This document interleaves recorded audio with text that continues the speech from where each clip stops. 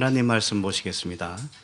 누가복음 10장 17절부터 24절입니다. 한 절씩 교독하겠습니다. 70인이 기뻐하며 돌아와 이르되 주여 주의 이름이면 귀신들도 우리에게 항복하더이다. 예수께서 이르시되 사단이 하늘로부터 몽개같이 떨어지는 것을 내가 보았노라. 내가 너희에게 뱀과 전갈을 밟으며 원수의 모든 능력을 제어할 권능을 주었으니 너희를 해칠 자가 결코 없으리라. 그러나 귀신들이 너희에게 항복하는 것으로 기뻐하지 말고 너희 이름이 하늘에 기록된 것으로 기뻐하라 하시니라.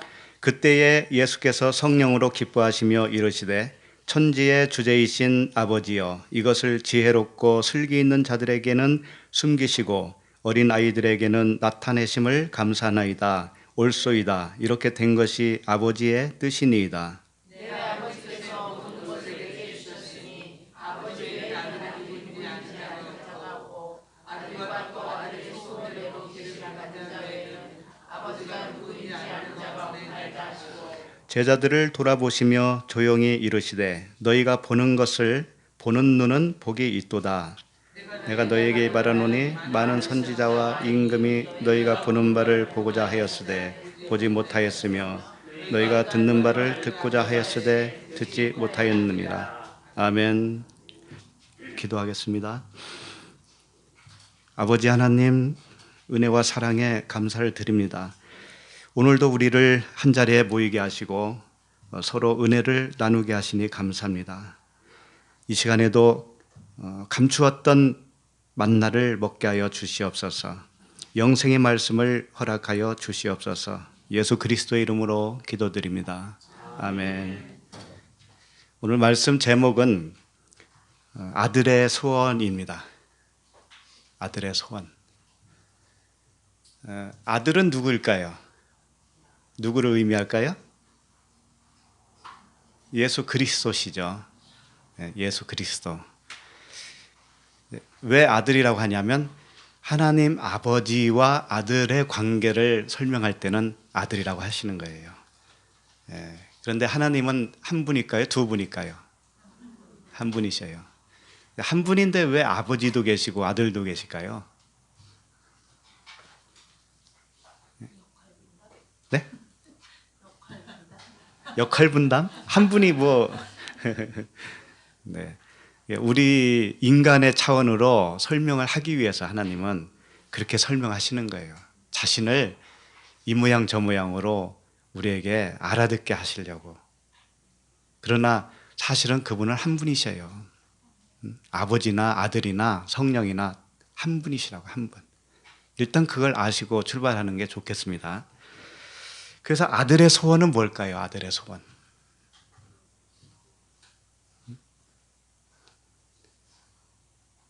아들의 소원은 아버지의 소원도 되겠죠? 네. 근데 그 소원이 무엇인가를 알면 하나님 아버지의 마음을 우리도 알게 되는 것이죠. 그 소원은 한 가지밖에 없습니다. 한 가지. 그러니까 오늘 내용이 그런 내용이에요. 그래서 이 모든 성경을 우리가 볼 때 성경을 봐야 영생을 얻는다고 하시잖아요. 그래서 성경은 가장 중요한 겁니다. 책 중에 책이에요. 가장 중요한 책이에요.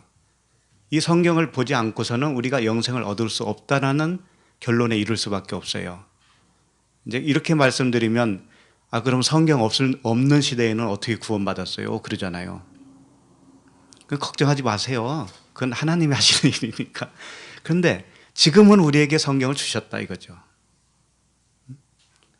그래서 너희가 영생을 얻고자 하여서 성경을 상고하거니와 이 성경이 누구에 대한 기록이라고 그래요? 예수 그리스도에 대한 기록이다. 나에 대한 기록이다. 그러시는 거죠.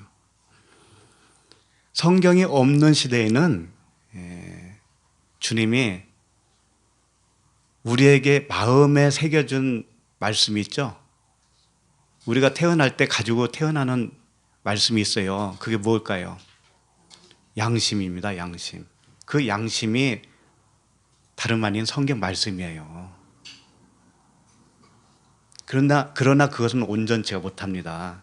그래서 그 말씀, 우리에게 기록한 말씀이 양심인데 그 양심이라고 하는 것은 율법을 의미해요. 율법. 선과 악이에요. 그래서 인간의 사고 체계는 선과 악으로 되어 있습니다. 이건 선한 거, 저것은 악한 거. 그것이 굉장히 좋잖아요. 어쨌든 간에.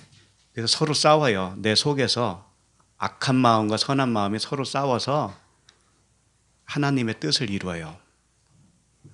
그러나 그것은 율법의 양심이기 때문에 그것으로는 구원을 받지 못합니다. 인간의 선한 양심은 어떤 양심으로 바뀌어야 되냐면은 하나님의 선한 양심으로 바뀌어야 돼요. 하나님의 선한 양심. 그래서 양심도 두 가지가 있는 거예요. 인간의 양심은 온전치 못합니다. 그건 율법이에요. 그러나 하나님의 선한 양심은 딱 하나입니다. 하나. 그냥 선이에요. 선. 그분은 선만 있어요. 그래서 하나님의 선한 양심을 쫓아가는 거라고 그랬습니다. 우리가 지금 살아가면서 말씀을 통해서 향하고 있는 방향이 어떤 방향이냐면은 하나님의 선한 양심을 따라가는 거예요. 쫓아가는 겁니다. 그 양심이 무엇인가를 알아가는 거예요. 그렇게 가다 보면 나도 역시 선한 양심으로 바뀌어요. 자기도 모르게 바뀌어요. 그런데 문제는 이 성경 말씀을 이제 모세를 통해서 이제 쓰여졌고, 그걸 연대로 말하면 모세는 몇 년 전, BC 몇 년 전 사람이죠? 1500이죠, 1500. 1500에다가 2000이니까 3500년 전에 부터 등장한 이 말씀이 성경 말씀이라는 것이죠. 근데 이때부터는 사람이 이 말씀을 가지고 이제는 구원을, 영생을 이렇게 얻는 것이 되는 거예요.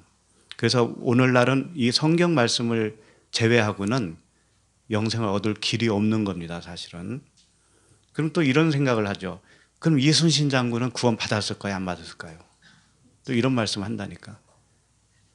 성경 말씀을 받은 적이 없으면 그 사람에게는 양심이 성경이라고 그랬잖아요. 그것으로 율법에 의해서 자기가 율법에 의해서, 이 양심에 의해서는 정말 하나님의 선에 이를 수 없다라는 것을 깨닫게 되는 거예요. 이순신 장군도 그걸 깨달았다면 구원이에요. 그걸 아셔야 돼요. 그러나 성경을 받은 우리에게는 다른 말로 통하지가 않아요. 핑계할 수가 없어요. 핑계할 수가 없어요. 그래서 이 기록된 성경을 받은 우리는 더 정확하게 그 구원을 누리면서 가는 거예요. 더 정확하게. 그래서 넉넉한 구원을 받는 거죠, 우리는. 왜 그러냐면 엄청나게 정확하게 쓰여졌거든요, 성경 말씀이. 그런데 문제는 오늘날 우리에게 이 성경 말씀을 주셨는데도 불구하고 말씀을 듣고 배우고 읽는 우리가 온전치 않기 때문에 오해를 많이 합니다. 오해를 많이 해요. 엄청나게 오해를 하는 거예요. 그래서 성경 말씀은 초등학생도 읽으면 이게 이해가 가는 것이 성경 말씀이에요, 사실은. 근데 그렇게 이해하는 것은 뭐냐면 표면이라는 거예요. 표면, 껍데기. 그러니까 우리 모두가 이 껍데기로 이해를 했기 때문에 너희가 오해를 하였구나, 하나님을 오해하였구나, 하나님의 능력도 모르는구나, 이런 말을 듣는 거죠. 오해를 하면 엄청난 행동들이 벌어지는 거예요. 그래서 이단들이 생기는 거죠. 이 말씀은요, 항상 겉과 속이 있습니다. 그리고 다르게 표현하면 밖과 안이 있어요. 그 다음에 위와 이 아래가 있어요. 윗물과 아래. 근데 겉에는, 바다로 말하면 겉에는 풍랑이 일어요, 안 일어요? 엄청 일잖아요, 풍랑이, 파도가. 그런데 바다 저 밑에 심해로 내려가면 어떻게 하던가요? 고요하겠죠? 고요한 중에 흘러요. 흐르지 않는 게 아니고 흐르는데 엄청 고요합니다. 그래서 겉에 풍랑이 있는 이 바다가 겉표면이 뭐냐면은 우리 문자로 읽을 때 전해지는 그 의미가 풍랑이에요. 풍랑. 그것은 우리가 육체가 감지를 합니다. 눈을 읽기 때문에 우리가 육체가 감지를 해요. 그것을 그래서 어떻게 표현하냐면 육체의 법이다라고도 표현하는 거예요. 그래서 율법이다 이렇게 표현하는 겁니다. 성경 말씀을 읽고 내가 육체가 이걸 지켜야지 라는 생각을 갖게 됩니다. 이것이 뭐냐면 육체의 법이에요. 그런데 육체의 법, 이 율법은 사망의 법이라고도 해요. 그것은 사망이다 이겁니다. 그건 영생을 가져다 주는 것이 아니고 사망을 가져다 준다는 거예요. 그래서 겉과 속, 밖과 안, 위와 아래 뭐 이런 표현을 하지만 표면, 이면 이렇게 다 표현을 하잖아요. 다르게 표현하면 이것을 세상 또는 영생 이렇게 표현할 수도 있어요. 겉으로 보면 그것은 세상이라는 거예요. 세상. 그 안으로 보면 영생이 되는 거예요. 그리고 겉으로 보면 육신의 생각이 되는 거예요. 육신의 생각. 그리고 안으로 보면 영의 생각이 되는 거예요. 이렇게 항상 둘로 나눠서 같이 흘러가고 있어요. 모든 말씀이 그렇습니다. 그럼 오늘 말씀도 예외 없이 겉으로 흐르기도 하면서 그 안으로 동시에 흐르고 있어요. 그럼 우리는 겉의 말씀을 먹으면 어떻게 되냐면 사망이 되는 겁니다. 그냥 육체에 불과한 거예요. 육체. 그 다음에 그 안에 있는 거. 그걸 영적인 말씀으로 취할 때 그것은 생명의 양식이 돼요. 생명의 양식. 그래서 이 둘로 항상 나눠져 있습니다. 그래서 우리가 성경 말씀을 해석하고 보는 이유는 뭐냐면 그 영생의 말씀을 취하기 위해서예요. 근데 그건 아무나 그렇게 되는 게 아니고 아들의 아까 뭐라 그래요? 아들의 소원이라고 그랬죠? 이 아들의 소원이 뭐냐면 우리에게 눈과 귀를 열어주셔서 그 안에 있는 것을 먹게 하는 거예요. 그 안에 있는 것을 먹어서 영생을 취하게 하도록 하는 것이 뭐냐면 아들이 가지고 있는 소원이다 이거예요. 예수 그리스도께서 그것을 위해서 오신 거죠. 그래서 오늘 말씀도 첫 절부터 쭉 보면 겉의 말과 안의 말이 두 가지로 되어 있다는 것을 금방 알 수 있습니다. 자, 17절부터 살펴보도록 하겠습니다. 17절 다 같이 시작. 70인이 기뻐하며 돌아와 이르되 주여 이르면 귀신들도 우리에게 항복하더이다. 네, 오늘 말씀 17절부터 24절까지는 일곱째 날에 속합니다. 지난주까지 여섯째 날에 속한 말씀으로 우리가 살펴봤어요. 일곱째 날이라고 하는 것은 이제 완성이죠. 그리고 안식에 들어가는 말씀이에요. 그러니까 오늘 말씀은 안식을 주는 말씀, 거기에 해당되는 겁니다. 그러니까 이런 상태에 있어야 안식이다. 이런 상태에 있어야 일곱 날 언약의 완성이다라고 하는 것을 보여주고 있어요. 자, 그러면 오늘 17절 말씀을 보면 70인이 추수하러 갔다고 그랬잖아요. 주님이 보냈잖아요. 둘씩 짝을 져서. 그래서 가서 그들이 복음을 전했을 거 아닙니까? 복음을 전하고 이제 돌아와서 결과 보고를 하는 거예요. 결과 보고를 하는데 뭐라고 해요? 귀신이 주의 이름이면 귀신이 항복하다이다 이러잖아요. 귀신이 항복했다. 복음을 전했더니 귀신이 항복했다. 그러면 요걸 그대로 문자대로 보면은 어떤 생각이 들겠어요? 우리들도 예수 믿는 사람들도 능력받아서 주의 이름으로 어떻게 하면 명령하고 축기를 하면 귀신이 떠나겠구나. 이런 생각을 하게 돼야 안 해요. 이게 육신의 생각이다 이거예요. 이건 초등학생도 다 알아요. 이거 읽으면 대본에 그런 말이잖아요. 주의 이름이면 귀신들도 우리에게 항복하더이다. 그럼 주의 이름이 누굽니까? 예수 그리스도이잖아요. 예수 그리스도의 이름으로 명하노니 이 악한 귀신아 떠나갈지어다 라고 명령하면 떠날 것이다 라고 생각을 해요, 안 해요? 하잖아요. 근데 웬만한 사람은 그런 능력이 없을까 봐 능력을 또 키워야 되잖아요. 그래서 어떻게 해요? 기도를 억세게 하죠. 그래서 은사를 받습니다. 실제로 은사를 받아요. 하나님은 겉에 하나님이기도 하고 안에 하나님이기도 합니다. 겉에 것을 구하면 겉에 것 줘요.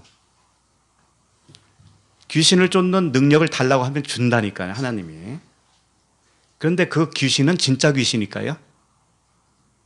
그 나가는 것처럼 보이는 그 귀신이 진짜 귀신일까요? 그것도 가짜예요. 그러니까 가짜를 구했으니까 하나님이 가짜를 주셔요. 그래서 그걸 가지고 축기를 하잖아요. 그러면 그것도 가짜예요. 나가는 것도 가짜, 들어온 것도 가짜예요. 다 표면이란 말이에요. 부자 되게 해달라고 기도하면 줄까요, 안 줄까요? 주죠. 받으신 분이 있으니까 금방 아시네. 네.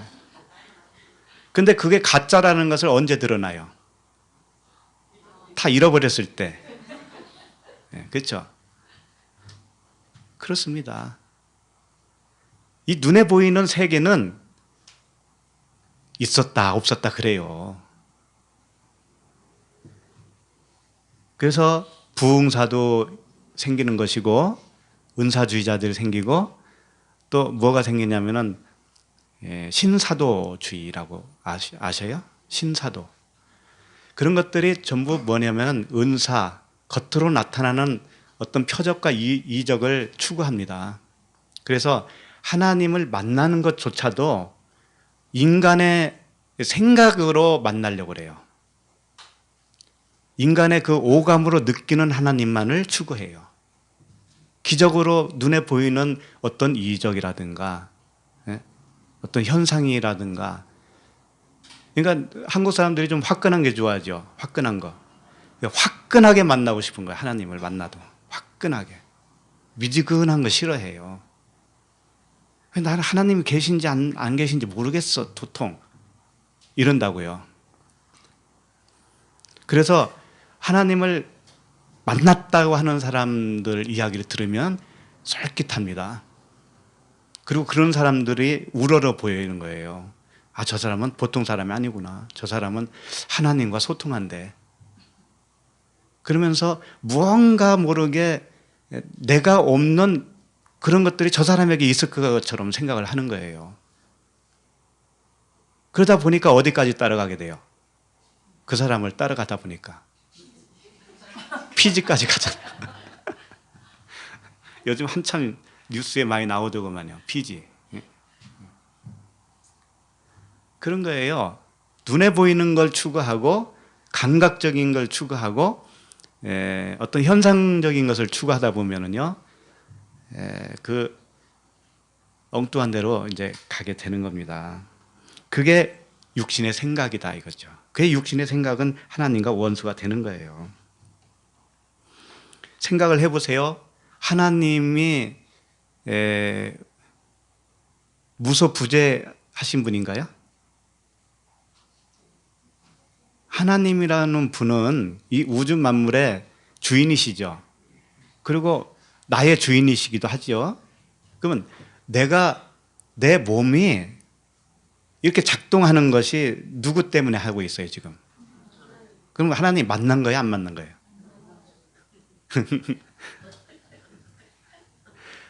내 몸의 세포가 100조 개라고 하는데 이 100조 개의 세포를 하루 중에도 수 없는 많은 세포가 이렇게 가리한다고 그러죠. 죽고 새롭게 세포가 생기고 그런다고 하잖아요. 그런 것들을 누가 하실까요? 그냥 우연히 일어나는 걸까요, 그게? 예.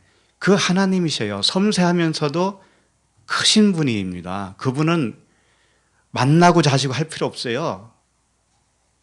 그냥 함께 하는 거예요. 우리와 함께. 처음부터 함께. 근데 함께 하고 있는데 또 만나달라고 하면 어떻게 해요? 그분이 생각하기를 어떻게 생각하겠어요? 섭섭하게 생각하시지. 근데 이건 물리적으로만 생각했을 때도 그렇지만 영적으로도 마찬가지다 이거죠. 응? 우리가 처음부터 하나님과 하나로 살았던 거예요. 근데 나만 몰랐던 거죠. 그걸 알게 해주시는 과정이 뭐냐면 이 말씀을 통해서 배우는 거예요. 배워서 처음부터 하나였었네. 요거 아는 거예요. 처음부터 하나였었네. 그걸 아는 거예요. 그걸. 처음에는 우리는 몰라요. 그걸. 그래서 하나님이라고 하는 분을 우리는 오해를 합니다. 오해를 해요. 그래서 잘못된 하나님이 우리에게 있을 거 아닙니까? 그렇죠? 누구에게나 있어요. 잘못된 하나님. 그렇게 감각적으로 만나고 싶어 하는 그 마음도 자기가 만들어 놓은 하나님이에요. 그러니까 나 이외에는 다른 신을 섬기지 말라. 십계명의 첫 계명이 그랬잖아요. 그것이 뭐냐면 네가 만든 하나님을 섬기지 말라. 네가 만든 하나님. 그런 하나님은 없어. 이런 뜻이에요. 그러니까 말씀을 배워도 내가 생각하는 하나님은 절대 그런 하나님이 아닌 거예요. 잘못된 하나님이에요. 그게 우상인 거예요. 그게. 그러면 잘못된 하나님을 걷어내는 것이 뭐냐면은 이 말씀을 통해서 귀신이 나가는 겁니다. 주의 이름으로 귀신이 항복했다라고 하는 의미는 뭐냐면 그 귀신은 육신의 생각이고 내 생각으로 붙든 그 말씀 있죠. 오해한 말씀 있잖아요. 율법. 이 표면으로 다가온 말씀이 있죠. 요게 귀신인 거예요. 내 생각도 육신의 생각도 귀신이요. 그 육신의 생각으로 붙든 그 말씀도 그에게는 뭐예요? 귀신인 거예요. 그러면 그 귀신이 항복했다라고 하는 것은 이렇게 나가라, 애가 죽게 해서 나갈 수 있어요? 아니죠. 새로운 말씀이 들어와야만이 나갈 수가 있는 거죠. 네. 그러니까 이 말씀을 한 줄에 보면 주의 이름이면 귀신들도 우리에게 항복했다라고 하는 것을 그냥 표면적으로 생각을 하면 이 죽게 하면 나가는 것처럼 보인단 말이에요. 그게 아니고 주의 이름이 무언지를 가르쳐 줘야 나가는 거예요. 주의 이름이 뭔지.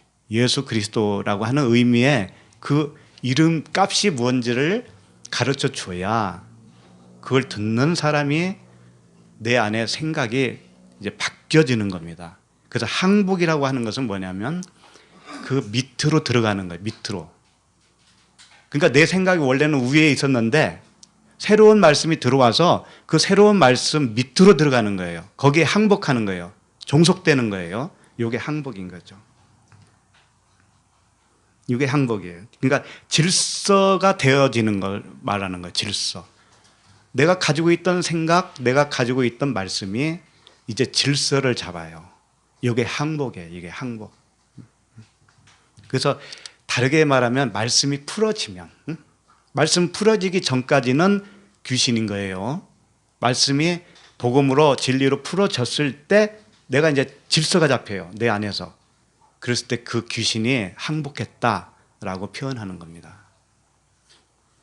그래서 하나님의 말씀은 이 아버지라고도 해요. 말씀을. 그런데 누구든지 사람이 이 세상에 태어났을 때 육체적으로 태어나죠. 그런데 하나님의 말씀은 이 육체적으로 태어났다라는 것을 태어났다라고 안 합니다. 다 영적인 말씀만 해요. 요한복음 8장 44절에 보면 유명한 말씀이니까 읽어드립니다. 너희는 너희 아비 마귀에게서 났으니 그러죠. 그러면 바리새인에게 지금 하신 말씀인데 너희가 마귀에게서 났다. 너희 아비다. 그 마귀가. 그러면 육체 아버지가 마귀라는 얘기를 말할까요? 여기서? 그게 아니죠. 바리새인들은 하나님의 말씀에 정통한 사람들 아니에요? 그러니까 말씀으로 태어났다라는 거예요. 그 말씀 자체가 아버지라는 겁니다. 그들에게. 그런데 그 아버지 말씀이 마귀라는 거예요. 그 사람들에게는 마귀. 그 마귀가 뭐예요 도대체? 결국은 말씀이죠. 말씀인데 잘못된 말씀이죠. 그 얘기는. 그 마귀에게서 났으니 너희 아비의 욕심대로 너희도 행하고자 하느니라. 그러니까 너희가 욕심을 가지고 있잖아. 영적 욕심을 말하는 거예요. 물질 이야기를 하는 것이 아닙니다. 영적 욕심을 너희들도 가지고 있는데 그는 처음부터 살인한 자요. 진리가 그 속에 없으므로 진리에 서지 못하고 거짓을 말할 때마다 제 것으로 말하나니 이는 그가 거짓말쟁이요 거짓의 아비가 되었음이니라. 네가 가지고 있는 영적 욕심이 있어요. 그것을 탐심이라고 합니다. 그 탐심을 가지려고 하다 보니 하나님의 말씀을 네 육체의 탐심 수준으로 끌어 잡아당긴 거예요. 이것이 뭐냐면 하나님을 잘못 받아들였기 때문에 하나님을 살인했다 이렇게 표현하는 거예요. 하나님이 진의의 말씀을 내가 받았으면 하나님과 내가 하나가 되는 겁니다. 하나가 되는 것인데 잘못 받아들이면 분리가 되는 거예요. 하나님과 분리. 그래서 그걸 살인한다 이렇게 표현하는 거예요. 살인. 그리고 그 말씀을 잘못 받았기 때문에 그 사람은 하는 말마다 뭐예요? 다 거짓말이에요. 다 거짓말인 거예요. 그래서 마귀, 귀신 이것은 뭐냐면 인간의 본성이 마귀요 귀신이에요. 그런데 그 본성으로 하나님의 말씀을 취하면 그 말씀도 마귀요 귀신이 되는 거예요. 똑같은 거예요. 그래서 귀신이 항복했다라고 하는 것은 이제는 그 사람이 말씀을 듣고 복음을 듣고 그 복음을 받아들였다 이거예요. 받아들이면 귀신이 항복한 거예요. 네, 그런 말씀이죠. 18절을 함께 읽겠습니다. 시작. 예수께서 이르시되 사탄이 하늘로부터 번개같이 떨어지는 것을 내가 보았느니라. 이것도 세상 사람의 관점으로 봤을 때, 이 말씀을 봤을 때, 육신의 생각으로 봤을 때는 어떻게 들립니까?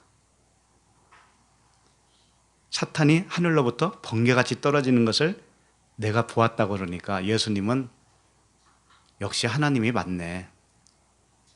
저쪽 동네에 가서 복음을 전했어요. 그래서 나사렛 예수 그리스도 이름을 명하느니 이 귀신아 나갈지어다 했더니 그것을 예수님은 벌써 보셨네. 하늘에서 막 번개같이 떨어지는 걸 예수님이 보셨어. 예수님은 얼마나 능력이 많으셔요. 천리안을 가지고 있는 분이에요. 어떻게 생각하셔요? 그렇잖아요. 역시 예수님은 우리와 달라. 사탄이 번개같이 하늘에서 떨어진대. 그러면서 아울리치 가면 어떻게 해요? 버스 타고 가면서도 여기 이제 동남아시아 쪽에 가보면 사찰들이 엄청 많아요. 그죠? 그걸 보면서 대적 기도를 해요. 대적 기도. 사탄아 물러가라. 귀신아 물러가라. 그러면서 하늘에서 사탄이 떨어진대 또. 그걸 상상을 해요. 상상을. 사탄이 떨어진대. 저 번개같이. 그게 뭐예요? 다 육신의 생각이라니까 이게. 근데 언약의 진리의 눈으로 보면, 은혜와 진리의 눈으로 보면 이 말씀이 어떤 말씀이냐. 사탄은 뭐예요? 사탄은 대적자라는 뜻이에요. 사타나스. 대적자예요. 대적자. 사탄이라고 하는 존재가 하나님이 만들어 놓은 존재인 줄 알죠? 그게 이제 전통적으로 내려오는 말씀이죠. 그 교리죠. 루시퍼라고 아시죠? 루시퍼. 루시퍼가 사탄이라고들 하잖아요. 루시퍼는 그런 의미의 단어가 없어요. 이 성경 말씀에 루시퍼라는 거 없습니다. 그럼 루시퍼가 어디서 나온 말일까요, 그게? 그게 라틴어라고 그래요, 루시퍼가. 하나님을 대적한 것처럼 보이는 그 광명한 뭐예요? 천사. 이걸 루시퍼라고 그래요. 하나님을 대적해서 하늘에서 반역을 일으켜서 마치 이 땅으로 쫓겨나서 천사가 사탄이 되었다라고들 하죠. 이게 다 인간의 생각인 거예요. 아니, 하나님이 전지전능한 하나님이 못하러 사탄을 만들어 놓고 그렇게 고생을 하셔요. 생각을 해보세요. 그 천사를 만들어 놓고 그 반역할 것을 하나님이 몰랐다면 그게 전지전능한 하나님이셔요. 천사를 만들었더니 얘네들이 반역을 했어. 그게 또 이 성가대 출신들이래. 그 천사들이 하늘에서 이 성가대처럼 찬양을 했는데 걔네들이 너무나 이쁘고 잘생겼다 보니까는 우쭐해가지고 교만해져가지고 하나님을 반역했대. 그래서 쫓겨난 것이 뭐냐면 쫓겨났더니 사탄이 됐다는 거예요. 그 사탄이 우리에게 들어와서 우리를 괴롭히고 하나님의 일을 괴롭힌다는 거죠. 이게 얼마나 소설 같은 이야기입니까? 사탄은 대적하는 마음이 사탄이에요. 대적하는 마음. 반대가 뭐냐면 사탄이라는 뜻이에요. 그러니까 베드로가 뭐라고 그래요? 주님, 십자가에 죽으시면 안 됩니다. 절대 그러면 안 돼요. 항변하면서 말했다고 했잖아. 항변, 베드로가. 그러면 인간적으로 볼 때는 주님 돌아가시면 안 되니까 얼마나 인간적입니까? 그런데 뭐라고 해요? 사탄이라고 그러잖아. 그걸 사탄이라고. 베드로 보고 사탄. 사탄은 뭐냐면 인간의 생각이 사탄입니다. 하나님의 뜻을 모르고 있는 내가 사탄이라니까요. 베드로는 예수 그리스도의 가는 길을 몰랐기 때문에 사탄 소리를 들었잖아요. 십자가에 죽으셔야 됩니다 라고 하는 것이 맞는데 죽으면 안 됩니다 이렇게 했잖아요. 그러면 그것은 하나님의 뜻과 정반대죠. 하나님의 뜻과 반대면은 뭐냐면 그게 사탄이에요. 그럼 우리도 내가 죽어야 된다라고 그러잖아요. 자꾸 죽어야 된다라는 건 뭐냐면 자기를 부인해야 된다 이런 말은 뭐냐면은 우리는 부인할 수 없어요. 나 자신을 부인할 수가 없다니까요. 내가 죽을 수도 없어요. 부인하고 죽는다라는 의미가 뭐냐면은 새로운 말씀에 그 복음의 은혜와 진리의 말씀에 굴복하는 것이 부인하는 거예요. 굴복이 되어지는 겁니다. 나도 모르게 그냥 그 말씀에. 그러면 내가 부인된 거예요. 그것이. 어떻게 내가 나 자신을 부인합니까? 아무리 부인해봐요. 내가 그대로 있지.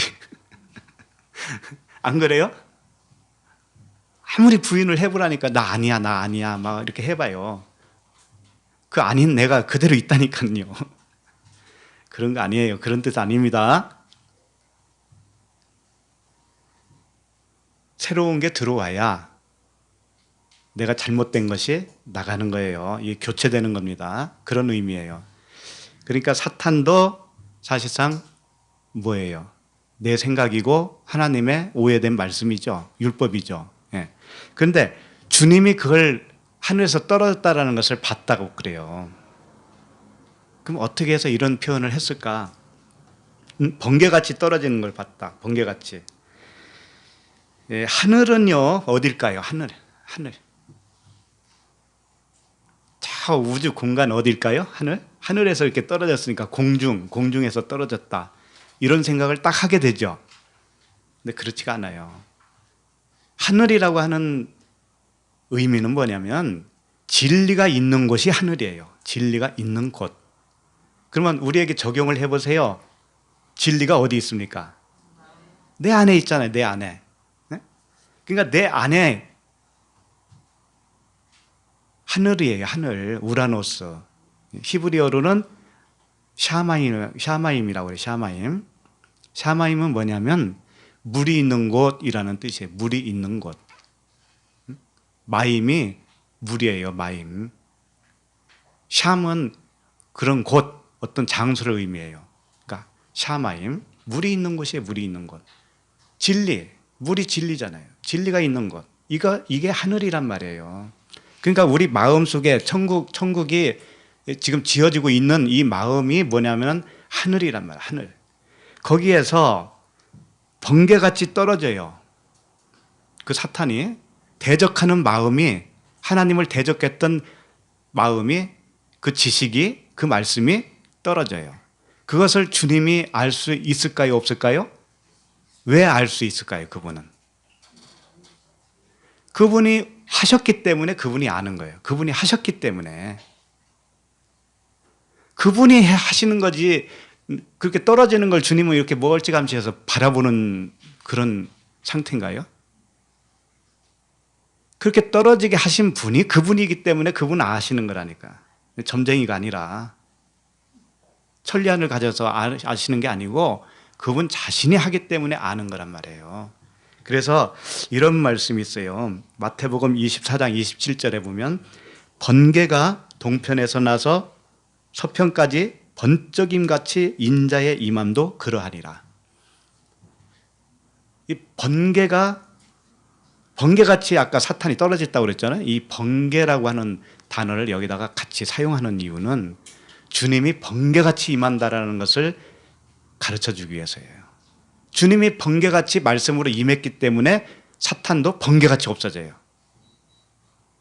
캄캄한 방에 전등불을, 스위치를 딱 켜면은 그 어둠이 어떻게 없어져요?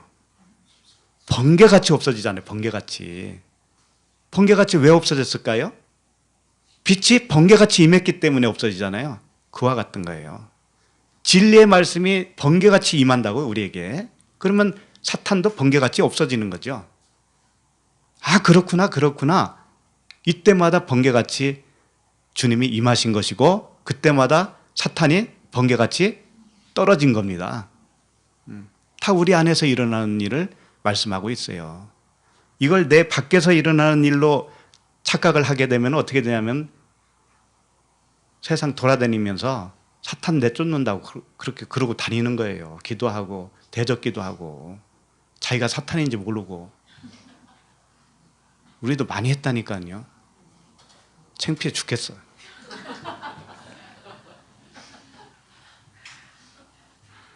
지금도 그쪽 동네는 여전히 그러고 있어요.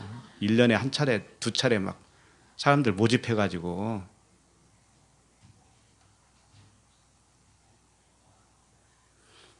근데 그거 하다가 안 하니까 몸이 근질근질 하더구만요, 한동안. 그 율법 증후군이라고 그러더라고.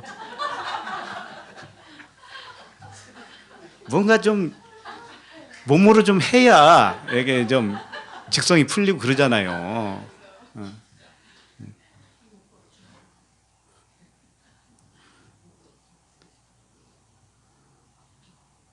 그런 게 아니에요. 자, 19절을 읽겠습니다. 시작. 내가 너에게 뱀과 정갈을 밟으며 온수의 모든 능력을 제할 권능을 주었으니 너희를 해칠 자가 결코 없으리라. 아멘. 이 말씀을 보면 뱀과 정갈을 밟으며 원수의 모든 능력을 제할 권능을 주었다 이러니까 이제 이걸 진짜 표면적으로 문자대로 붙들기는 굉장히 어렵거든요. 여기서는 딱. 왜요? 뱀과 정갈을 밟는 권능을 줬다고 그러니까 이렇게 하는 사람이 한 사람도 없잖아요. 뱀과 정갈을 진짜 밟는 사람이 없지요. 그러니까 여기서는 딱 의미로 이제 풀어요. 여기 와서는. 그 앞에까지는 죽기도 해야 되고 사탄을 내쫓아야 되고 이렇게 잡으면서도 여기 와서는 이건 의미야. 뱀, 정갈 이게 그런 진짜 그런 걸 하라는 얘기가 아니겠지. 이렇게 살짝 돌려요. 여기서는. 그러니까 인간이라는 게 얼마나 뱀 같아요. 진짜 생각이. 이랬다 저랬다. 이 뱀이라고 하는 것은 왜 뱀이라고 하는 동물을 우리에게 비유로 설명을 하겠느냐. 의미가 있기 때문에 그래요. 뱀은 나핫이라고 그러죠. 나핫이. 히브리어로는 나핫이라고 그래요. 나핫이는 지난주에 우리 저 말씀 때 봤지만은 점치다라고 하는 게 나핫이라고 그랬죠. 이 점친다고 하는 단어에서 온 단어가 뱀이에요. 뱀. 뱀은 점을 치는 거예요. 그리고 뱀이라고 하는 것은 이제 헬라어로는 오피스라고 그래요. 오피스. 오피스는 뭐냐면 이 드러나다라고 하는 그런 의미를 가지고 있습니다. 드러나다. 그러니까 뱀은 뭐냐면 이 겉으로 드러나면 뭐냐면 다 뱀이에요. 겉으로 드러나면. 이 말씀도 겉으로 드러난 말씀은 뭐냐면 뱀이다 이거죠. 그럼 사람 생각도 이 겉사람이잖아요. 원래 겉사람이 뭐예요? 뱀이란 뜻이에요. 그리고 뱀은 혀가 몇 개로 되어 있어요? 2개로 되어 있죠. 하나님이 일부러 그렇게 모형으로 쓰려고 만드신 것 같아요. 뱀은 혀가 갈라져서 둘이에요. 두 마음을 이야기하고 있어요. 선과 악, 두 마음. 율법은 두 마음이다 이거죠. 두 마음. 그러니까 뱀은 점친다라고 하는 의미를 가지고 있으면서 두 마음을 품고 있고, 이게 눈에 보이는 것이 뭐냐면 뱀이다 이라는 거죠. 그러니까 결국은 점치는 것도 뭐라고 그랬어요? 사람의 생각이라고 그랬죠. 사람의 관점. 사람의 생각은 100% 맞지 않잖아요. 이럴 수도 있고 저럴 수도 있죠. 선과 악도 선한 것은 좋은 거라고 생각하면서 악한 것은 나쁘다고 생각하잖아요. 이게 인간의 마음이에요. 근데 하나님은 뭘까요? 하나님은 내가 선도 짓고 악도 짓는다. 하나님은 그런 분이시라니까. 그걸 하나로 볼 줄 아는 것이 뭐냐면 하나님의 선한 양심이라는 거예요. 우리는 선악으로 분리해서 보잖아요. 근데 하나님은 그걸 하나로 보고 있어요. 하나로. 엄청난 차이 아닙니까? 엄청난 차이. 그리고 전갈은 어떤 의미를 가지고 있느냐면, 전갈은 이 독을 가지고 있어요. 꼬리에 독이 있어요. 그래서 독은 뭐예요? 사람 죽이는 거 아닙니까? 그러니까 율법을 의미하죠. 뱀도 율법이요, 전갈도 율법인 거예요. 왜? 율법은 죄를 깨닫게 하는 거잖아요. 그래서 사망에 이르게 합니다. 사망에 이르게 해요. 내가 죄인 맞네. 그래서 이거 사망이잖아요. 그러면 사망, 죄의 싹은 사망이니까. 그렇게 우리를 사망으로 인도하는 것이 뭐냐면 뱀이요 전갈이다. 그러면 우리는 그렇게 죽으면 안 되잖아요. 죽고 끝나면 안 되잖아요.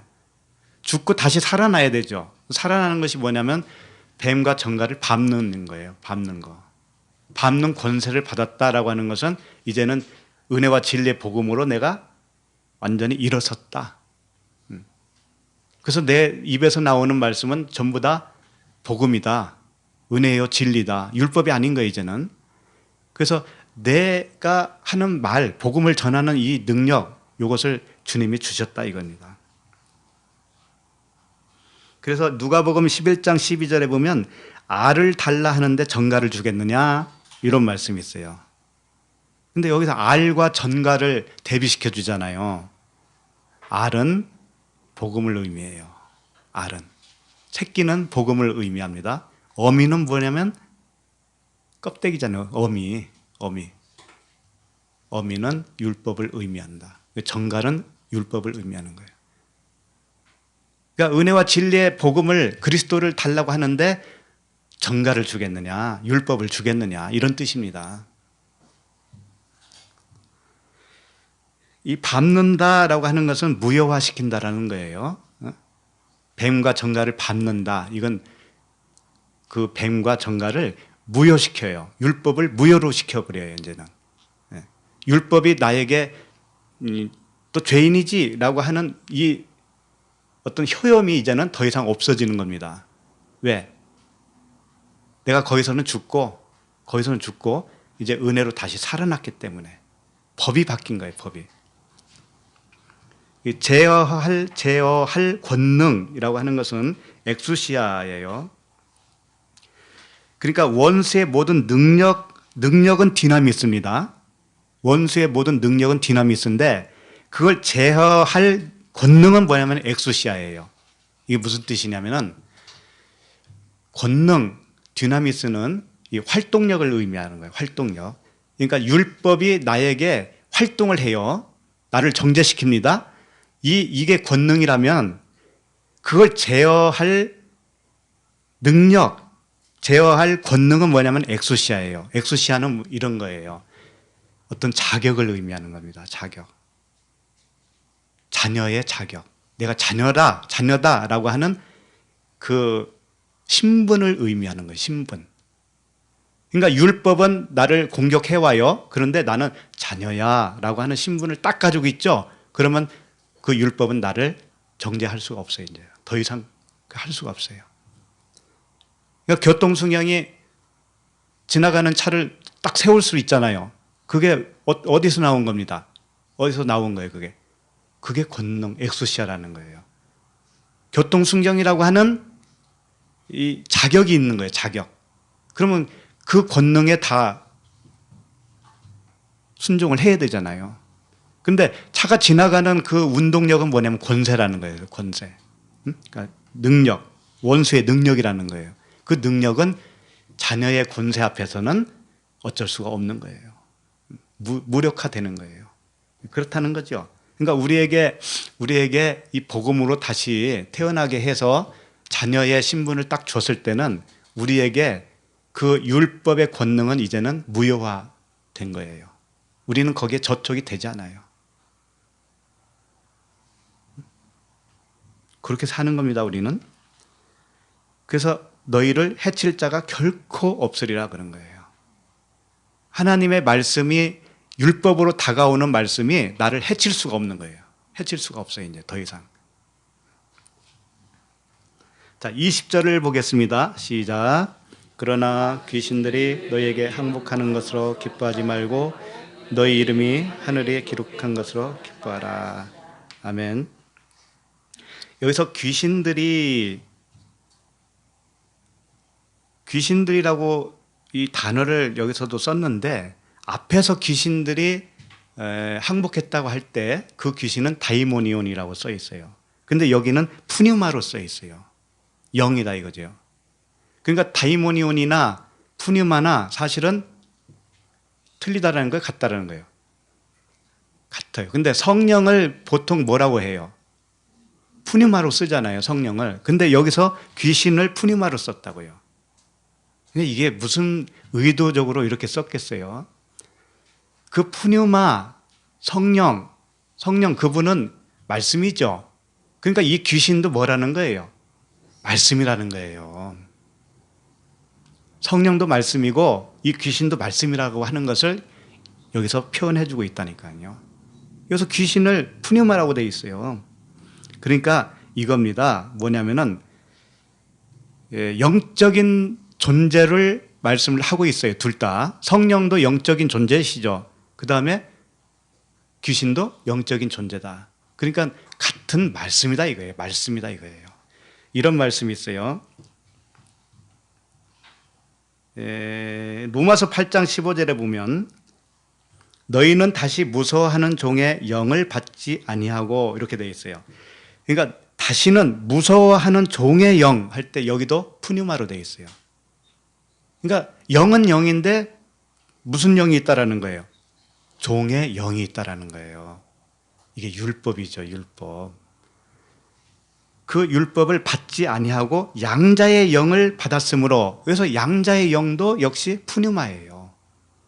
그러니까 똑같은 영이라고 해도 어떤 상황에서 푸뉴마를 쓰는가에 따라서 존재가 다르다라는 거죠. 그래서 양자의 영을 받았으므로 우리가 아빠 아버지라 부르짖느니라 이렇게 되어 있죠. 그러니까 똑같은 푸뉴마라고 썼다 해서 전부 다 성령을 의미하지는 않는다라는 것을 아셔야 돼요. 그러니까 쉽게 말해서 우리가 성령 받았다고 그러죠. 성령 받았다. 나 성령이 내 안에 계셔. 근데 그 영이 푸뉴마라고 같은 성령이라고 표현했어도 같은 성령이 아니라는 거예요. 그냥 교회만 다니면 다 성령 받은 줄 아시죠? 네? 종의 영이 있고 양자의 영이 있다라는 거라니까요. 달라요. 어떤 말씀을 가지고 있는 사람이냐, 그에게는 어떤 말씀이냐 이거예요. 어떤 말씀이냐 따라서 무서워하는 종의 영이 있을 수가 있고 자유하는 영을 가진 성령을 가지고 있는 사람이 있는 거예요. 이게 다른 거라고요. 그래서 요한일서 4장 1절에 보면 또 이렇게 부연 설명을 해요. 사랑하는 자들아 영을 다 믿지 말고, 응? 영을 다 믿지 말래. 여기도 푸니마예요. 사랑하는 자들아 영을 다 믿지 말고 오직 영들이 하나님께 속하였나 분별하라. 많은 거짓 선지자가 세상에 나왔습니다. 같은 다 푸니마예요. 푸니마. 여기서도. 그러니까 사랑하는 자들아 영을 다 믿지 마. 이 영들이 하나님께 속하였나 이걸 분별하라 이거죠. 하나님께 속하였나라고 분별할 때는 어떻게 속해야 되냐면은 언약에 속해야 되는 거예요. 언약에. 율법에 속하면 그건 다른 영이다 이거죠. 그 같은 기독교인이라고 해도 같이 앉아서 이야기하다 보면은 통하는 사람도 있고 안 통하는 사람도 있죠. 그게 바로 영이 다른 거예요. 같은 예수를 믿어요. 다 그리스도를 믿고 따른다고요. 그런데 영이 달라요. 왜? 종의 영을 가졌느냐? 자유하는 양자의 영을 가졌느냐? 같은 푸니마는 푸니마야. 그래서 거짓 선지자라고 그러니까 뭐 그런 사람이 따로 있는 줄 아십니까? 다른 영이면 그건 거짓 선지자예요. 그냥 그 사람은 말씀을 오해하고 있으면 그 영을 가지고 있긴 한데 다른 영이다 이거죠. 그러니 이 말씀이 얼마나 중요하냐 이거죠. 요한복음 6장 63절에서도 이렇게 말을 하고 있어요. 살리는 것은 영이니, 여기서 푸뉴마입니다. 살리는 것은 영이니 육은 무익하니라. 여기서 사륵스, 육은 사륵스로 되어 있습니다. 살리는 것은 푸뉴마죠, 영. 근데 육은 무익하다, 이 사륵스. 그러면 이 살덩어리 육체를 말할까요? 여기서 육체가 무익하다 이런 말씀을 할까요? 아니, 그럴 것 같으면 왜 태어나게 만들어? 육체가 정말 무익하면은. 성경에서 말하는 육체도 영적인 의미라는 것을 아셔야 돼요. 육체. 육체는 이 살덩어리를 말하는 게 아닙니다. 몸을 이야기하는 게 아니에요. 몸은 소마라고 그래요. 소마. 다른 단어가 있어요. 몸은 그냥 중립적이에요. 이 몸을 누가 지배하고 있느냐에 따라서 푸시키코스. 푸시키코스는 뭐냐면은 푸시케 아시죠? 혼적인 몸. 이 푸시키코스라고 그래요, 이걸. 그러면 성령이 나를 지배하면은 이 몸은 어떤 몸이 되냐면은 푸니마티코스가 돼요. 푸니마티코스. 푸니마가 지배한 몸이다 이거예요. 그러니까 이 몸은 중립적인데 누가 이것을 내 몸뚱아리를 지배하느냐 따라서 그 존재가 바뀌는 거예요. 그래서 이제 뭐 오늘 본문 말씀하고는 좀 다른 이야기지만 살짝 말씀을 드리는 것이 하나 생각났어요. 주님이 부활하셔가지고 40일 동안 몸을 가지고 계셨어요? 안 가지고 계셨어요? 가지고 계셨죠? 그러면서 제자들에게 나타나가지고 뭐라 그래요? 영은 살과 뼈가 없으되, 그랬죠? 그때 푸뉴마입니다. 영. 푸뉴마는 살과 피가 없어. 뼈와 살이 없어. 그런데 나는 살과 뼈가 있느니라. 그러면서 너희들 나 한번 만져볼래? 그러잖아요. 네? 만져볼래? 내 손과 발에 못자국이 있는지 한번 만져볼래? 그러잖아요. 그러니까 주님이 부활하셨으니까 그 신령한 몸을 가졌다라고 생각을 하죠, 우리는. 그죠? 그러면서 십자가 복음을 전한다고 하면서도 그건 버리지 못하더라고. 언젠가 이런 주님이 부활하신 이 몸을 우리도 입을 것이다 라고 하는 것을 고집을 해요. 정말 맹인이죠, 맹인. 그러면 이 육체 화장하고 나면 어떻게 하려고? 나중에 부활할 때 어떻게 하려고? 없어져 버렸는데. 그건 하나님의 능력이니까 다 할 수 있대. 참. 그런 몸으로 부활하는 게 아닙니다. 영은 뼈와 살이 없는 거라고 그랬습니다. 그리고 그분은 나중에 올라가실 때는 어떻게 올라가셨을까요? 그냥 영으로 올라가신 거죠. 영으로. 그리고 우리에게 영으로 들어오시잖아요. 그죠? 그러니까 최종적인 건 뭐냐면 영이에요. 영. 응? 뼈와 살이 없어야 되는 거예요. 근데 그분은 40일 동안은 뼈와 살이 있었어요. 그걸 우리에게 왜 보여줬겠느냐 이거지. 왜? 너희들이 바로 나와 같은 거야. 그걸 말씀하신 거라고요. 응?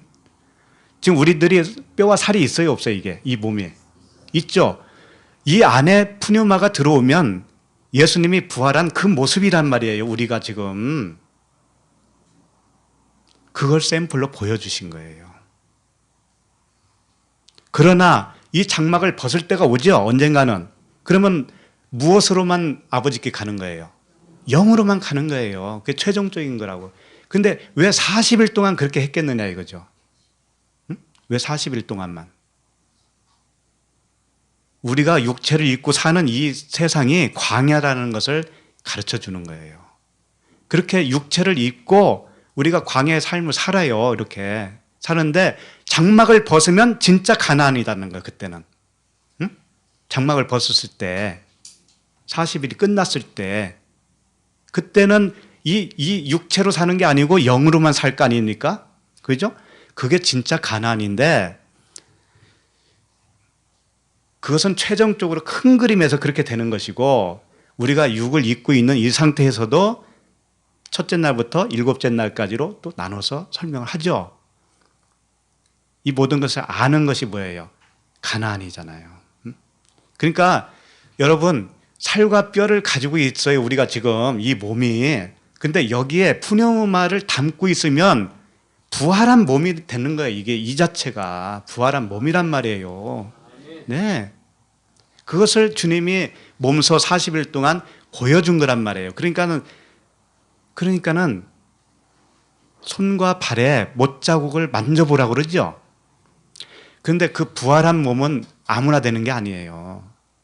진짜 손과 발에 못자국이 있어야 된다 이거죠. 그건 뭘 의미할까요? 육신의 생각이 죽어야 된다 이거예요. 십자가에서 못 박혀 죽어야 진짜 네가 부활한 몸이 되는 거야 라고 하는 것을 가르쳐 주는 겁니다. 그렇다고 해서 우리가 손 못자국이 있어야 됩니까? 그거 아니잖아요. 예수의 흔적. 예수의 흔적이 표면으로 보면 손과 발의 못자국이잖아요. 예수의 흔적이. 그것은 우리의 마음에 있단 말이에요. 그것은. 다시 말해서 마음의 할례죠. 십자가에서 죽는 내가 다 버려지는 십자가의 죽음. 그것이 육체의 그 마음의 할례이고 예수의 흔적이라는 거예요. 그것이 있어야만이 부활한 사람이 되는 거예요. 네. 그러기 전에는 귀신인 거죠. 그러기 전에는 귀신이에요. 그러기 전에는 사탄인 거예요. 마귀이고. 그러니까 살리는 것은 영이니 육은 무익하니라 할 때 육이 뭐냐면은 아직 부활하지 않고 살고 있는 우리를 얘기하는 거예요. 우리가 아직 부활하지 못했다면 그게 육이라는 거예요. 육. 그런데 십자가에서 내가 다 절단나고 그 말씀을 부려져서 내 그 육신의 생각이 완전히 바뀌어지면 그것이 부활이에요. 부활. 그것 자체가 부활인데 그렇게 되면은 육이라고 안 하는 거예요. 그때는. 영이라고 그러는 거예요. 영적 몸. 푸니마티코스. 영의 몸이에요. 영의 몸. 푸니마티코스. 그러니까 이 몸은 중립이라고 그랬잖아요. 응? 처음에는 푸시키코스. 푸시케. 혼적인 몸. 이렇게 되는 거예요. 혼적인 몸. 그러다가 푸니마 영적인 몸으로 바뀌는 걸 말하는 거예요. 바뀌는 것이 뭐냐면 그게 부활인 거예요. 부활.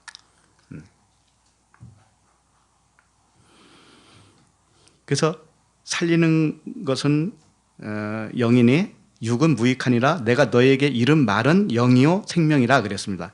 내가 이른 말이 뭐냐면 흐레마로 되어 있어요. 흐레마 이렇게 되어 있어요. 이 66권의 문자가 아니다라는 거예요. 문자가 아니다. 문자가 아니고 이 문자가 의미하는 영적인 의미가 있다. 응?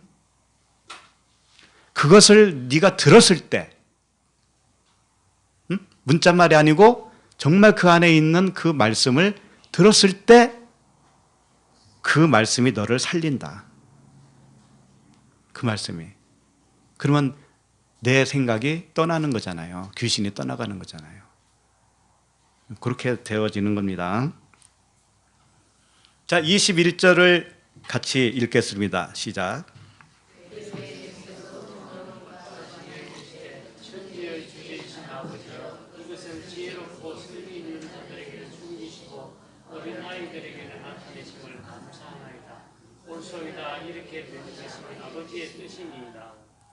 아멘.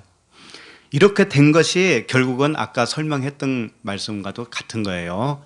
부활한 몸. 우리는 부활한 몸이에요, 이게. 이렇게 되어지는 것이 주님이 원하시는 거라고요. 원하시는 거예요.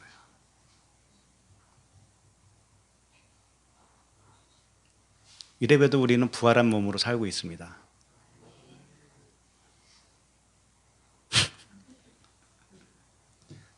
저 집사님 참 간증도 해주셨는데 너무 좋아요.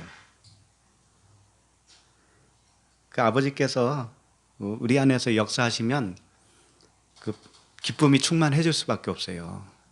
그래서 오늘 21절 보면 그때에 예수께서 성령으로 기뻐하시며 그랬어요. 그때에 라고 하는 것은 지금 아까 앞절까지 말씀을 마치고 그러면 그 뜻을 다 이해했지. 그렇죠? 그렇게 되면 예수께서 성령으로 기뻐하시는 거예요. 이 기뻐한다고 하는 단어가 굉장히 아주 미칠 듯이 기뻐한다라고 하는 의미를 가지고 있는 단어거든요. 이갈리아오라고 하는 단어인데 이게 크게 기뻐하다, 뭐 미칠 듯이 뛴다 이런 뜻이에요. 그러니까 예수님이 기뻐하는 것은, 주님이 기뻐하는 것은 딱 하나밖에 없어요. 우리가 그 복음의 진리를 받아들이고 나라고 하는 그 귀신의 생각 있죠? 마귀의 생각, 사탄. 요게 떠나갔을 때, 떠나가고 그분의 진짜 은혜와 진리의 말씀이 나를 장악했을 때 요것만 기뻐하는 거예요. 이럴 때는 정말 그 성령으로 기뻐하는 거예요. 성령으로. 성령 안에서 기뻐한다는 의미는 뭐냐면 이제 그 귀신이 떠났잖아요. 아카다로토스 그 더러운 귀신이 떠났잖아요. 그러기 때문에 성령인 거예요, 이제는. 그래서 성령으로 기뻐한다 이렇게 표현하는 거죠. 성령, 이게 푸뉴마 하기오스라고 하는 단어를 사용했습니다. 푸뉴마 앞에 하기오스, 거룩하다. 영은 영인데 이건 다른 영이다 이거죠. 푸뉴마는 푸뉴마인데 더러운 푸뉴마가 아니다. 거룩한 구별된 푸뉴마다. 율법과 대조로 보여주는 거예요, 결국은. 율법과 대조로. 기뻐하시며 그다음에 뭐예요? 천지의 주제이신 아버지여 이것을 지혜롭고 슬기 있는 자들에게는 숨기시고. 자, 천지의 주제라고 했을 때 천지는 뭘까요? 우리가 딱 생각할 때는 천지 만물 이렇게 우주 만물 이렇게 생각을 하죠. 절대 그런 말씀 한 거 아닙니다.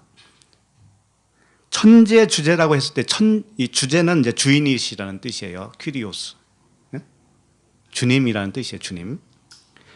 천지, 하늘과 땅이잖아요. 하늘과 땅. 우라노스와 개, 천지. 이게 뭐냐?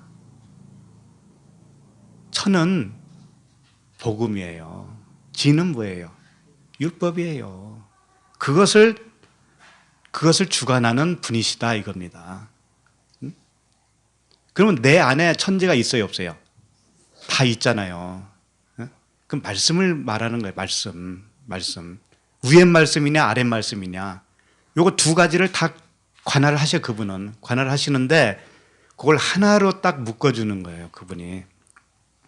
그런데 그것을 다 주관하시는 아버지께서 지혜롭고 슬기 있는 자들에게는 어떻게 하신다고 그래요?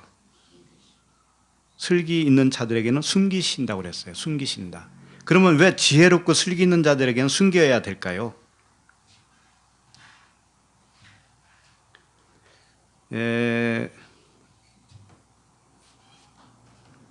이런 거예요. 지혜롭고 슬기 있다라는 그런 사람은 어떤 사람을 말하냐면은 율법, 이 겉에 율법의 말씀을 잘 배워가지고 그것을 잘 행동으로 옮기는 사람을 말하는 거예요. 바리새인과 같이, 그 부자 청년과 같이 내가 어려서부터 이 계명을 다 지켰습니다. 이런 사람이 지혜롭고 슬기 있는 자들이에요. 왜? 하나님의 말씀을 다 배워가지고 이렇게 하면 하나님이 기뻐할 거야. 이것은 기뻐하지 않을 거야. 그걸 다 어떻게 연구를 하잖아요. 연구를. 이게 얼마나 지혜롭습니까? 얼마나 슬기가 있어요. 그렇게 하는 사람들, 말씀을 연구해가지고 어떻게 하면 하나님을 기쁘게 할까, 이렇게 하시는 분들, 그게 지혜로운 자고 슬기로운 자예요. 근데 그렇게 하는 사람에게는 절대 보여주지 않는다는 거예요. 그런 사람에게는 숨기신다는 거예요. 뭘 숨길까요? 그 나라, 그 하나님 나라, 복음을 숨긴다 이거죠. 그리고 어린 나이에게는 나타내심을 감사나이다, 옳소이다, 이렇게 된 것이 아버지의 뜻이니이다 그랬습니다. 어린 나이라고 하는 단어가 뭐냐면 네피오스라는 단어예요. 이게 이제 말과 관계된 단어입니다. 말. 어린아이라고 하는 이 네피오스는 무슨 뜻이냐면은 말을 못하는 자라는 뜻이에요. 말을 못하는 거예요. 무슨 말을 못할까요? 땅적인 말을 못하는 거예요. 이제 율법의 말을 못하는 거예요. 그래서 나 모르겠습니다. 이제는 이렇게 되는 거예요. 캄캄한 거예요. 캄캄한 겁니다. 복음을 듣다 보면 그럼 나 어쩌라는 거지? 도대체 뭐지 이게? 이것도 아니라고 그러고 저것도 아니라고 그러고 내 생각을 완전히 다 그냥 걔 박살만 내잖아요. 아닌 것을 걷어내긴 하는데 그럼 도대체 진짜가 뭐야? 이렇게 되잖아요. 캄캄하죠? 그게 어린아이인 상태예요. 그때. 그렇게 되어야 보여주신다 이거예요. 그렇게 되어야 그 어린아이에게만 나타내 주신다 이거예요. 그때 계시를 해주겠다 이거죠. 그겁니다. 그래서 우리는 못 본다가 맞는 거예요. 못 본다. 본다 하면 어떻게 된다고 그랬어요, 주님이? 죄가 그저 있느니라 그랬잖아요. 못 본다가 맞아요. 하나님을 도대체 나는 잘 못 보겠어요. 못 봐야 된다니까요. 하나님 어떻게 봐? 그래서 하나님을 본 자가 있다고 그래요, 없다고 그래요? 없다고 그러잖아요. 없는데 하나님을 알아줘요, 알아줘. 이 아는 것이 사실은 보는 것이고 듣는 거예요. 그래서 어린아이 그 율법의 말을 이제 못해. 선악의 말을 못해 이제는. 그러니까 어느 자매님이 고백을 하시더구만요. 직장에서 아이들을 가르치는데 그전에는 막 그 세상 어떤 논리적인 말로 이렇게 가르쳤다라는 거죠. 너 이렇게 살아야 돼, 애들한테. 이렇게 선하게 살아야 돼, 이렇게 살아야 돼. 재밌게 다 했는데 이제 어떻게 해야 될지를 모르겠대요. 그게 다 율법이었고 세상 논리였다라는 걸 이제 알아봤기 때문에 애들한테 무슨 말을 해야 될지 모르겠대요. 그래서 말이 없어졌다는 거죠. 본인한테서. 그래서 심지어 우울증까지 좀 왔다는 거죠. 어떻게 해야 될지 모르겠어서. 그래서 조금 더 지내보시면 괜찮을 겁니다. 그랬어요. 하나님이 또 지혜를 주시고 그분이 손수 말씀을 하셔요. 그분이. 때에 따라서. 아무 걱정할 거 없어요. 그냥 모르면 모른 채로 있으면 돼요. 아니라고 하면 아닌 것으로 받아들이게 하시면 되는 거예요. 내 안에서 말씀이 고쳐져야 되는 겁니다. 생각이 고쳐져야 되는 거예요. 그렇게 하면 내가 하는 게 아니에요. 이제 그때부터 주님이 일하시는 거예요. 주님이. 그래서 나는 날마다 죽노라가 되는 거예요. 죽노라. 모르니까 죽는 거잖아요. 난 몰라요. 그러면 아시는 그분이 일을 하실 거 아닙니까? 그래서 나는 없고 그리스도가 사신다 이렇게 되는 거예요. 그래서 세례 요한의 아버지 사가랴라고 들어봤죠? 세례 요한의 아버지, 그 제사장 사가랴가 요한이 잉태했을 때부터 어떻게 돼요? 벙어리가 되잖아요. 벙어리. 이게 어린아이예요. 벙어리가 돼야 되는 거예요.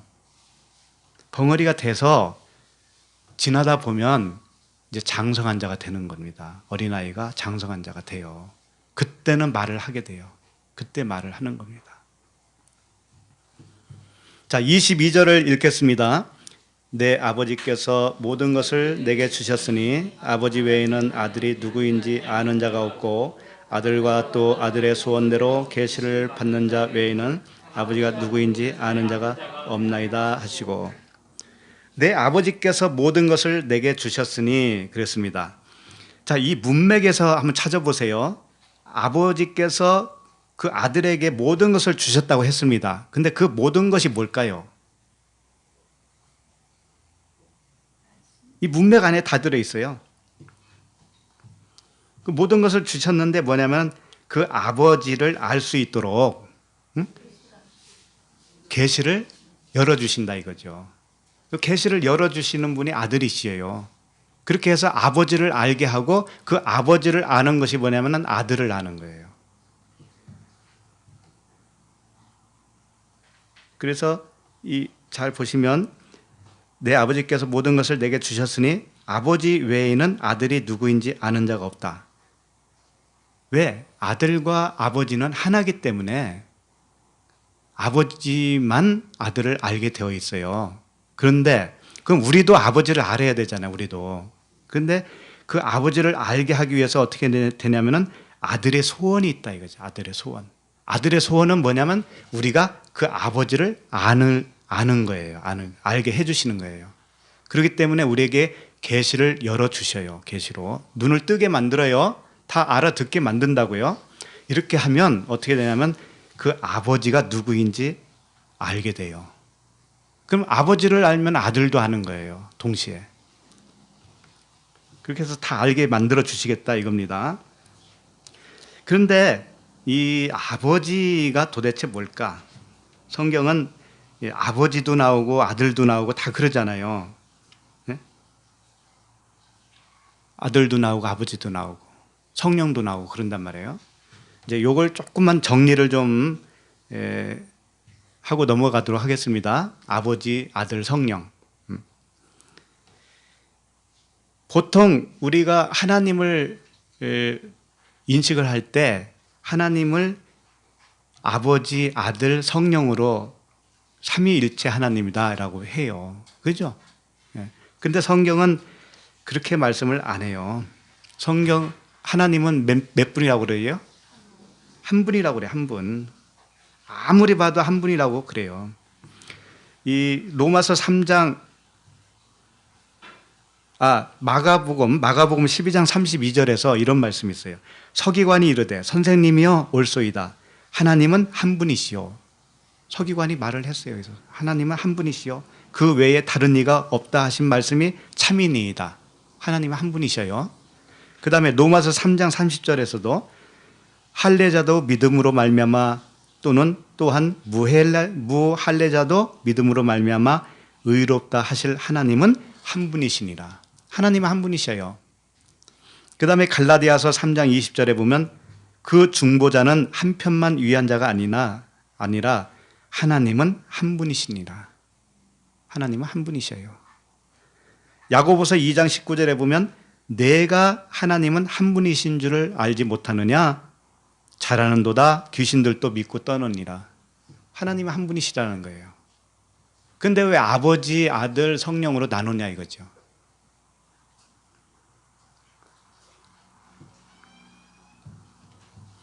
그래서 보통 우리는 하나님을 생각할 때 성경도 그렇게 지지하는 것처럼 생각합니다. 하나님은 이 우주 만물을 만드셨어요? 안 만들으셨어요? 우주 만물을 만드시고 다 관할하셔요. 그럼에도 불구하고 성경은 그런 말을 언급을 안 하는 거예요. 왜 그럴까요? 만약에 하나님 아버지, 하나님을 아는 것이, 하나님을 아는 지식이 이 우주 만물을 연구해서 알게 했다면은 누가 더 잘할 것 같아요? 하나님을. 과학자들이 더 잘할 거 아닙니까? 그렇죠? 우주 만물을 만든 어떤 재료를 연구하고 기상이변을 측정하고 그렇게 해서 이 과학자들이 측량하고 하는 이 우주 만물이 있을 거 아닙니까? 별을 관측하고 달 날아가는데 며칠 걸리고 이런 거 있을 거 아니에요. 그거 많이 아는 사람이 하나님을 더 잘할 거 아니에요. 그렇죠? 근데 성경은 그런 말을 하지를 않아요. 하나님을 아는 방법을 그런 방법으로 하지를 않는다고요. 그러니 얼마나 감사해요. 이 하나님을 아는 방법은 그렇게 지식으로 세상 지식을 많이 알아야 아는 게 아니다라는 거죠. 뭘 알아야 되냐면 말씀을 알아야 하나님을 아는 거예요. 그래서 열왕기상 19장 11절을 좀 보시면 좋겠습니다. 이제 많이 봤던 말씀일 거예요. 열왕기상 19장 11절. 여호와께서 이르시되 너는 나가서 여호와 앞에서 산에 서라 하시더니 여호와께서 지나가시는데 여호와 앞에 크고 강한 바람이 산을 가르고 바위를 부수나 바람 가운데에 여호와께서 계시지 아니하며 바람 후에 지진이 있으나 지진 가운데서도 여호와께서 계시지 아니하며 12절 또 지진 후에 불이 있으나 불 가운데서도 여호와께서 계시지 아니하더니 불 후에 뭐라 그래요? 세미한 소리가 있는지라. 이 세미한 소리가 뭐냐면 하나님의 말씀, 음성이에요. 그러니까 하나님을 알 수 있는 방법은 이 세미한 소리를 듣는 거예요. 이 광활한 우주를 연구해서 하나님을 아는 게 아니라는 거죠. 그 다음에 여기까지만 읽었어도 다 아시죠? 마태복음 10장 20절에 보면 말하는 이는 너희가 아니라 너희 속에서 말씀하시는 이 곧 너의 아버지의 성령이시니라 이렇게 되어 있어요. 성령을 여기서 말씀하시면서 뭐라고 하냐면 아버지의 성령이라 이렇게 말씀하셔요. 이런 말씀들이 무엇을 의미하고 있냐면은 하나님 아버지를 아는 방법은 하나님께서 들려주시는 세미한 음성을 어떻게 생각해야 되느냐면 그냥 귀에 작게 들리는 소리 이러고 생각하지 마세요. 하나님을 막 이렇게 골방에서 묵상했더니 작은 소리로 나한테 들려줬어. 이게 하나님의 음성으로 생각하면 안 된다는 거예요. 그건 뭐냐? 이 말씀이 로고스가 성경 66권이 의미하는 소리. 여기는 별별 이야기가 다 있죠. 전쟁도 나고 사람 죽기도 하고 살기도 하고 싸움도 하고 싸움박질도 하고 막 그러잖아요. 권모술수가 있고. 근데 이 모든 말씀이 엄청난 사건들 아닙니까? 근데 그 속에서 의미하는 말씀이 있다 이거예요. 그 사건을 통해서. 그걸 들으라 이거예요. 그게 세미한 음성이에요. 네. 그래서 마태복음 28장 19절에 보면 그러므로 너희는 가서 모든 민족을 제자로 삼아 아버지와 아들과 성령의 이름으로 세례를 베풀고 이렇게 돼 있어요. 그러면 이 말씀 그대로 하려면 어떻게 돼요? 내가 너에게 세례를 베푸노니 자, 물 좀 떠와. 그래서 이제 손으로 찍어서 성부와 성령과 성자와 성령의 이름으로 세례를 베푸노라. 자, 이제 간증 좀 해보셔. 이런다니까. 그것은 세례가 아니에요. 그건 장난치는 거라고요. 아무것도 아니에요. 그러면 아버지와 아들과 성령의 이름으로 세례를 베푸라는 거 뭐예요? 세례는 뭐예요? 죽는 거잖아요. 죽는 거. 그러니까 아버지와 아들과 성령의 이름이 의미하고 있는 그 말씀을 통해서 그 사람을 죽이라는 거예요. 응? 귀신을 쫓아내라는 거예요. 그 사람의 생각을. 그런 의미죠. 그러니까 아버지가 뭐고 아들이 뭐고 성령이 뭔지를 가르쳐서 그 사람에게 있는 잘못된 귀신을 쫓아내라. 그런 의미예요. 그래서 이제 그러면 아버지가 무엇인가를 좀 알기 위해서 누가복음 그냥 읽어드리겠습니다. 누가복음 2장 49절에 보면 예수께서 이르시되 어찌 나를 찾으셨나이까? 내가 내 아버지 집에 있어야 될 줄을 알지 못하셨나이까? 예수님이 12살 때 제사를 지내러 성전에 들어갔습니다. 부모와 같이. 그러다가 부모가 아들을 잊어버리고 가요. 가다가 3일 길을 헤매서 다시 성전으로 와서 찾죠. 그때 뭐라고 하냐면은 내가 아버지 집에 있어야 될 줄을 알지 못합니까? 그랬잖아요. 그러니까 예수님이 12살 때 성전에서 있으시면서 뭐라고 하냐면 이 성전이 나의 아버지야 라고 하는 겁니다. 그러면 아버지 집에 있어야 될 줄 알지 못하느냐고 했다면 그럼 아버지 집에 계속 있어야 되잖아요. 근데 그것도 거기서 나온단 말이에요. 그러니까 무엇을 가르쳐 주기 위해서죠, 이게. 그러니까 이 건물 성전이 아버지라는 겁니다. 건물 성전이 아버지라는 거예요. 왜 그럴까요? 아버지는 이 아브라함이 무슨 뜻이라고 그랬어요? 아브라함. 아브라함이 아버지라고 그랬잖아요. 열국의 아버지. 아브람 하면 뭐예요?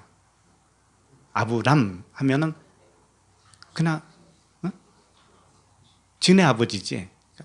자기 아들에 대한 아버지밖에 안 돼요. 아브람 하면. 아브라함 하면은 열국의 아버지가 되죠.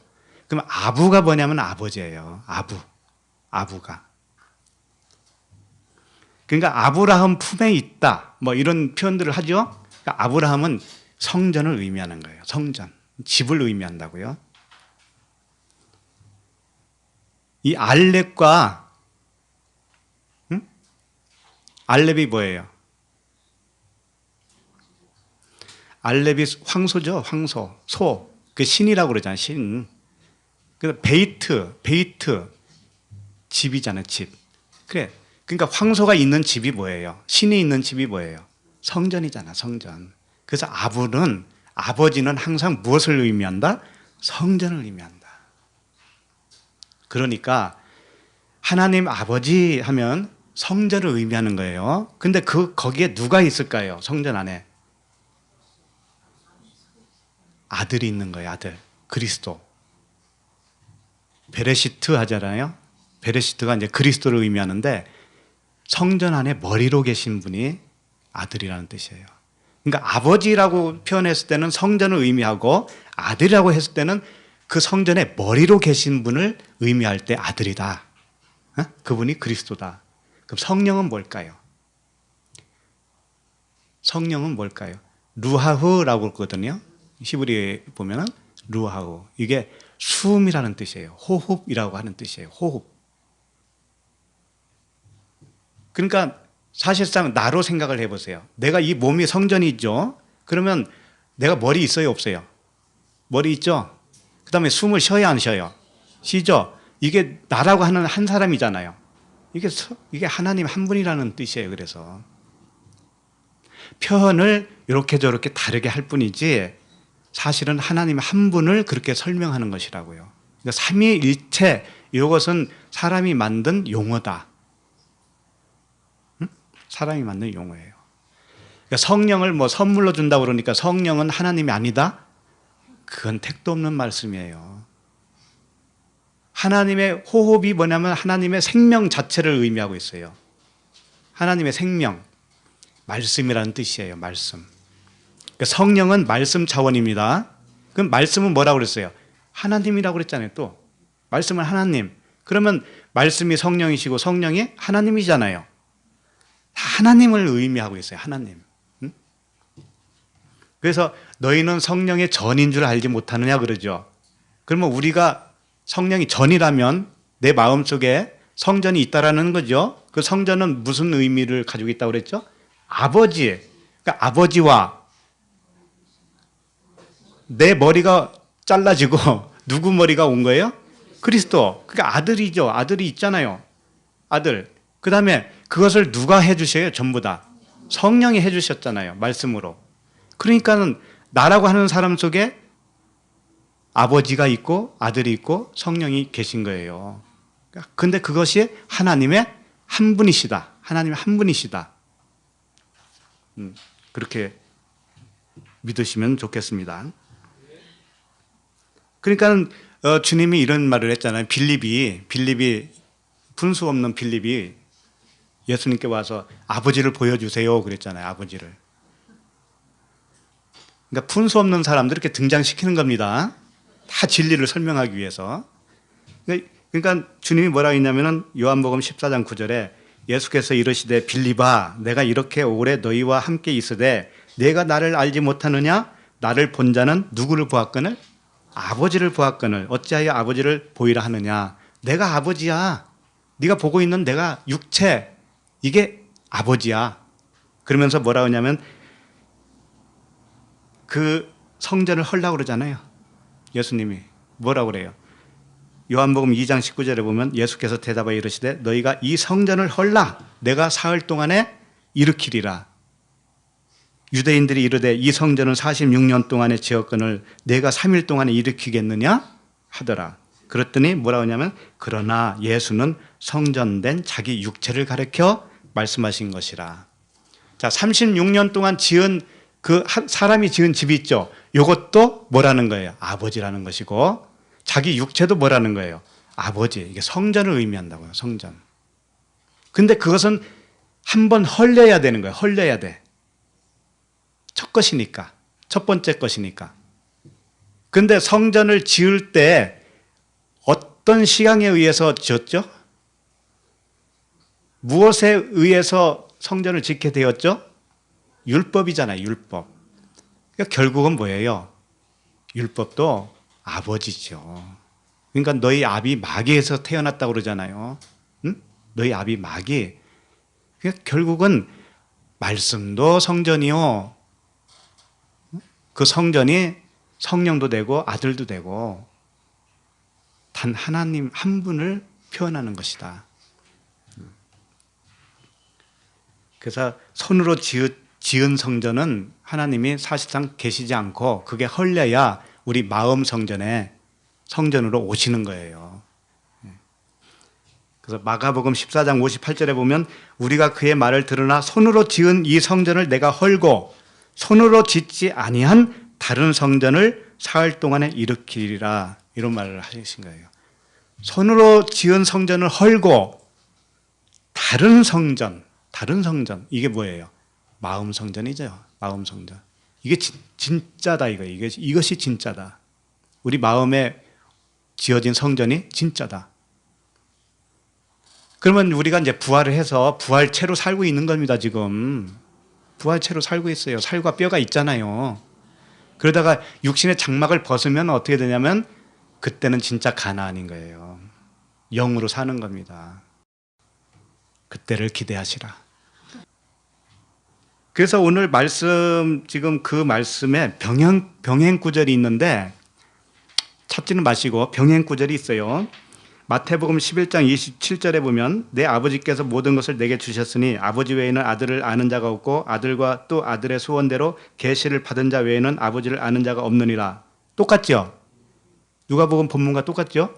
근데 이 말씀 뒤에 무슨 말씀이 나오냐면은 마태복음에서는 바로 이어서 뭐라고 하냐면은 수고하고 무거운 짐진 자들아 다 내게로 오라 내가 너희를 쉬게 하리라.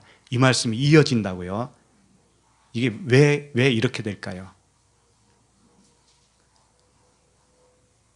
수고하고 무거운 짐을 진 자가 누구냐면은 아버지를 모르는 자, 아들의 계시를 받지 못해서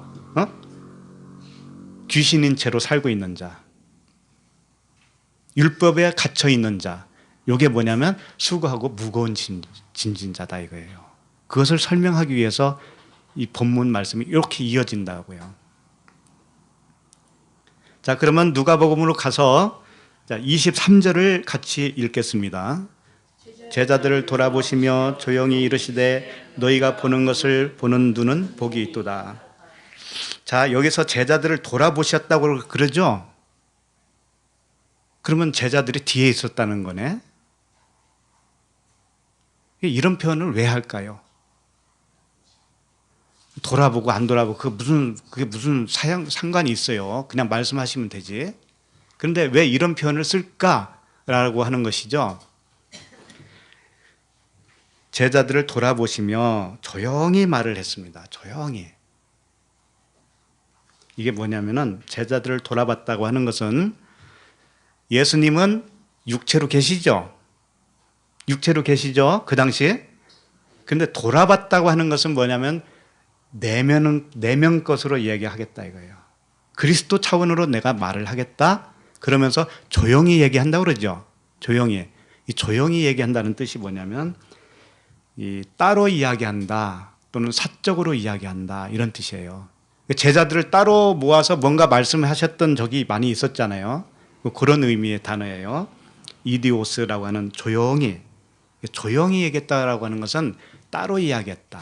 사적으로 개인적으로 이야기했다. 이건 뭐냐면 비밀을 이야기했다 이런 뜻이잖아요. 비밀을. 응?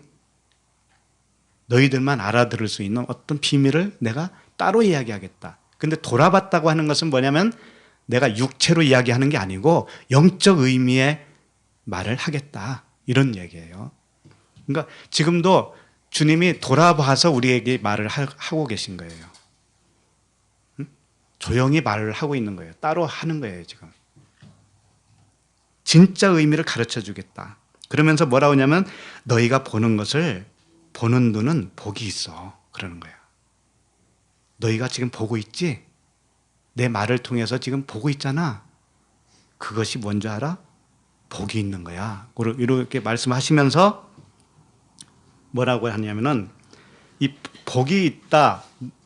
보는 것을 보는 눈은 복이 있다고 할 때 본다라고 하는 단어가 블레포예요. 블레포.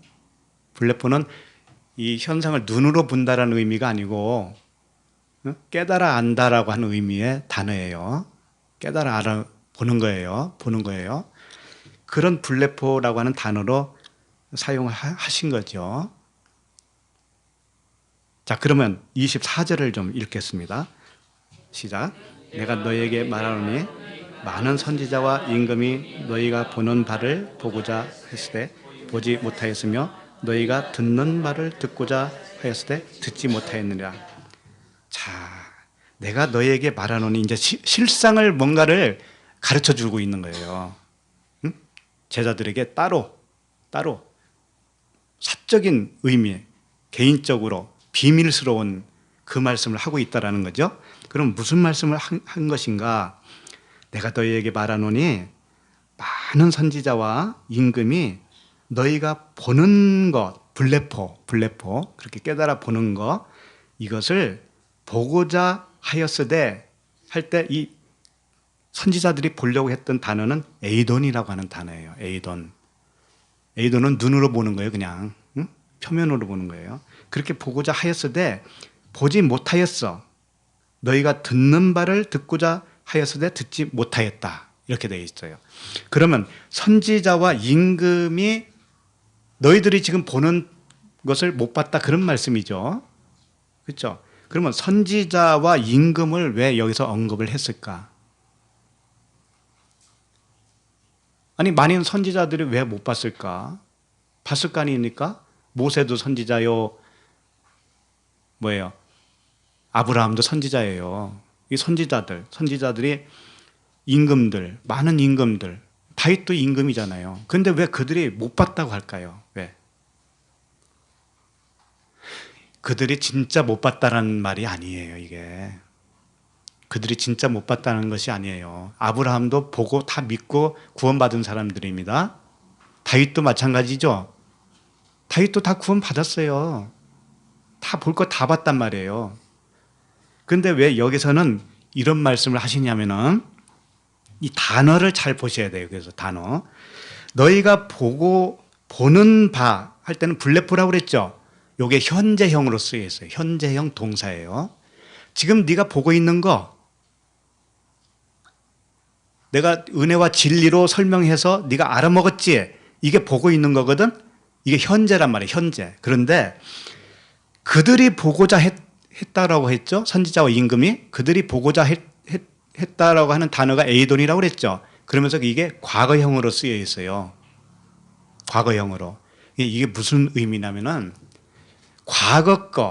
과거는 뭐냐면 먼저 선포된 말씀이에요. 먼저 주신 말씀이 과거 거예요. 그게 뭐예요? 율법이잖아요. 그러니까 율법의 눈으로 봤을 때는 너네들이 지금 보고 있는 거 볼 수 없다 이런 뜻이에요. 듣는다고 하는 것도 마찬가지입니다. 너희들이 지금 듣고 있는 거 이거 현재형으로 쓰여 있어요. 아쿠오. 단어는 똑같아요. 아쿠오. 단어인데 그들이 듣고자 할 때 이 아쿠오는 과거형으로 쓰여 있어요. 이게 무슨 말이냐? 함축하면 왜 그들이 못 들은 것으로 표현을 하고 있냐면은 과거 것으로 들으려고 했다든지 과거 것으로 보려고 하면은 못 받는다, 못 듣는다 이런 뜻이에요.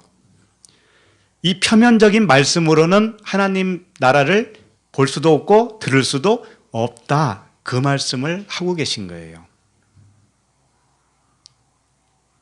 정말 율법과 복음만 설명하고 있는 거 아니에요? 정말 예수와 그리스도만 설명하고 있는 거 아닙니까? 그러니까 모든 지식이 파하는 거예요. 성경을 다 보니까 결국은 예수와 그리스도밖에 안 남아요. 그러니까 모든 지식이 파하는 거죠. 예. 요란스러운 것들 다 소용없는 거란 말이에요. 과거 것으로 먼저 선포된 말씀인 이 문자 말씀 아닙니까? 문자는 보여졌다고 그랬죠. 보여졌다. 그럼 보이는 것이 뭐라고 그랬어요? 뱀이라고 그랬잖아요. 뱀. 응? 뱀이고 그것은 독을 가지고 있는 정갈이다. 그랬잖아요. 그러니까 그걸로는 못 보는 거야. 라는 거죠. 그걸로는 하나님 나라를 못 봐. 너희들이 지금 보고 있는 거, 그 은혜와 진리, 그리스도를 못 보는 거야. 그러니까 예수만 보는 거야. 껍데기 예수만. 그런 뜻이에요. 그래서 이 마태복음 5장 21절에서는 이런 말씀을 하셔요. 옛사람에게 말한 바 이런 말씀 하셔요. 옛사람에게. 너희들의 옛사람이 너희들에게 말을 했지. 이게 먼저 주신 과거 거란 말이에요. 과거 거. 율법을 말하고 있어요. 옛사람에게 말한 바 살인하지 말라. 누구든지 살인하면 심판을 받게 되리라 하였다는 것을 너희가 들었지? 이건 율법으로 들었지? 이런 뜻이에요. 근데 내가 실상을 말할게. 나는 너희에게 이르노니 형제에게 노하는 자마다 뭐라 그래요? 심판을 받게 되고 형제에 대하여 나가라 하는 자도 공회에 잡혀가게 되고 미련한 놈이라 하는 자는 지옥불에 들어가게 되리라. 이런 말씀을 하셨죠. 그러니까 형제에게 노하기만 해도 뭐라는 거예요? 살인했다라는 거죠. 근데 형제에게 뭐 노하지 않은 사람은 어디 한 사람이라도 있나요? 그러니까 이것도 표면으로밖에 모르면 안 돼요. 이 말씀 자체도 사실상 그러니까 뭐 형제에게 욕만 해도 분만 품어도 살인한 거니까 모든 사람이 다 살인했네. 이렇게 또 생각을 하죠. 1차적으로 그게 맞아요. 그런데 여기에 더 큰 의미가 있다 이거예요. 그럼 무슨 의미입니까? 그 형제는 다름 아닌 예수 그리스도예요.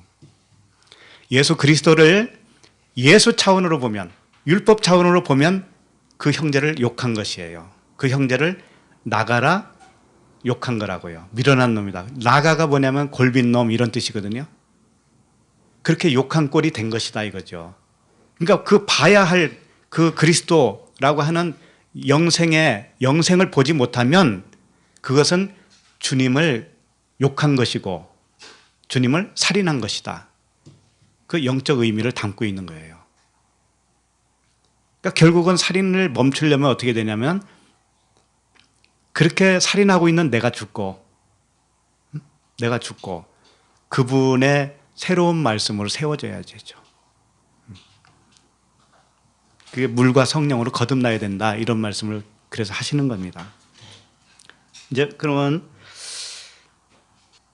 마지막으로 몇 절까지 했나? 다 했네. 왜 이렇게 싱겁지? 이 말씀에 이 24절에 병행구절이 하나 있어요. 병행구절이. 거기도 마태복음에 있는데 여기를 한번 읽어볼게요. 내가 진실로, 그러니까 마태복음 13장 17절인데 내가 진실로 너희에게 이르노니 많은 선지자와 의인이 너희가 보는 것들을 보고자 하여도 보지 못하였고 너희가 듣는 것들을 듣고자 하여도 듣지 못하였느니라. 좀 비슷하죠? 근데 여기는 보면 많은 선지자와 의인이라고 그랬어요. 누가복음에서는 많은 선지자와 뭐라고 그랬죠? 왕들이라고, 임금이라고 그랬죠. 그 차이만 있어요. 그러니까 임금이나 의인이나 같은 거죠. 그러니까 자칭 의인을 말하는 거예요. 자칭. 그런 자들은 못 보는데 이 말씀 바로 뒤 이어서 무슨 말씀이 나오냐면은 씨 뿌리는 비유의 말씀이 이어서 나와요. 여기서는 마태복음에서는 씨 뿌리는 비유. 응? 마태복음 13장 18절에 보면 그런즉 씨 뿌리는 비유를 들으라. 아무나 천국 말씀을 듣고 깨닫지 못할 때는 악한 자가 와서 그 마음에 뿌려진 것을 빼앗나니 이는 곧 길가에 뿌려진 자요. 이렇게 나와요. 그러면서 이 네 개의 밭이 나오잖아요. 네 번째 밭이 어떤 밭이에요?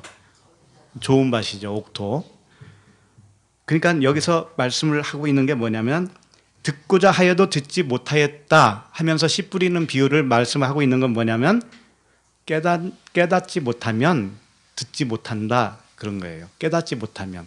씨 뿌리는 비유에서는 뭐냐면 뿌려진 것을 빼앗나니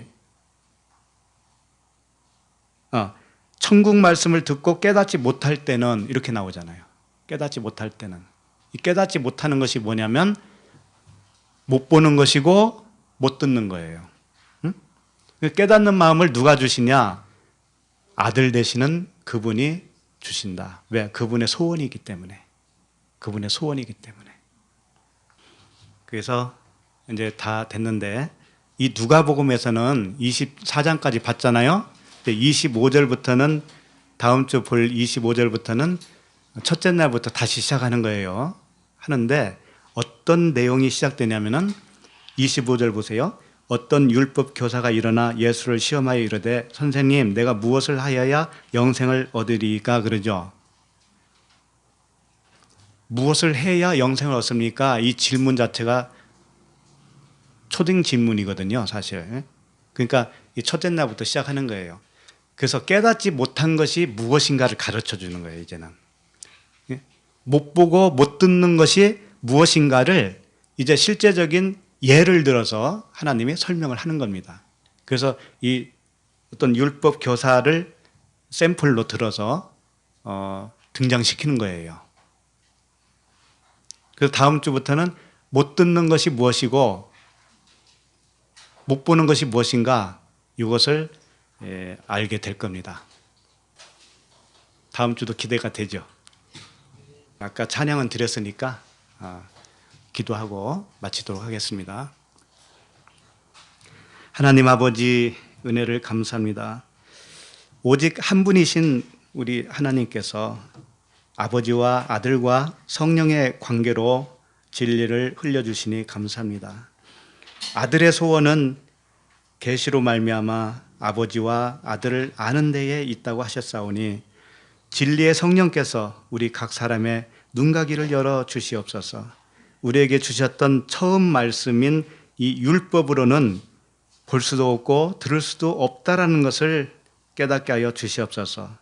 볼 수 있고 들을 수 있도록 은혜 주심에 감사를 드립니다. 날마다 아버지의 사랑의 넓이와 길이와 높이와 깊이를 더하여 주시고 그리스도의 장성한 분량에까지 이르게 하여 주시옵소서. 예수 그리스도의 이름으로 기도드립니다. 아멘.